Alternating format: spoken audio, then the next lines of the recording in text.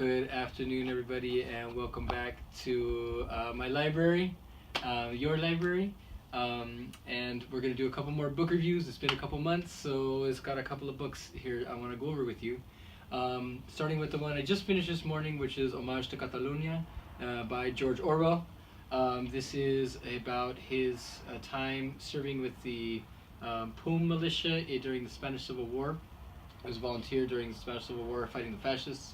Very interesting, especially for what we're dealing with right now when there's a lot of battles with fascists going on. Of course, he focuses more on the internal battles between the anarchists and the communists, anarchists, Trotskyists, and communists, which is also can be very instructive for us. But yeah, if you want to know what happened in Spain, and everybody should know what happened in Spain in the 30s because we're living in similar times right now, then definitely read Homage to Catalonia. Also, you can see how his experience in Spain later colors his understanding, especially of Stalinism, which is why he ended up writing 1984 and Animal Farm. So if you're interested in that kind of literature, definitely read George Orwell, Homage to Catalonia. Also, this morning, just finished reading Leschi. This is another one of the books that my partner and I had gotten so we could study our trip for our trip to Pacific Northwest. A lot of people know about Chief Joseph of the Nez Perce.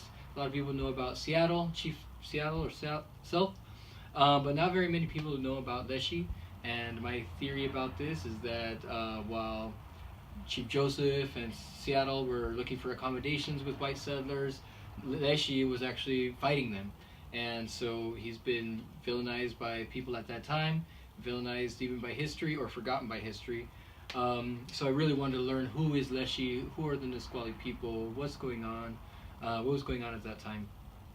And there's not a lot of books out there. The only one I could really find was this one, and it was written, I think, like in the 50s. And it was written by a white author it's signed by the author.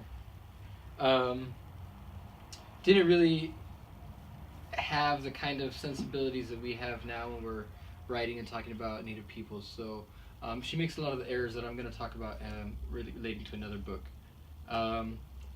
Another quick recommendation. So I'm still looking for good books about Leschi. If anybody knows I wouldn't recommend this one, but maybe if there's some other ones out there, he's a figure we need to study. Seize the Time, Bobby Seale. He's one of the founders of the Black Panther Party in Oakland. This book is interesting, also funny at times, very straightforward in the way that he writes.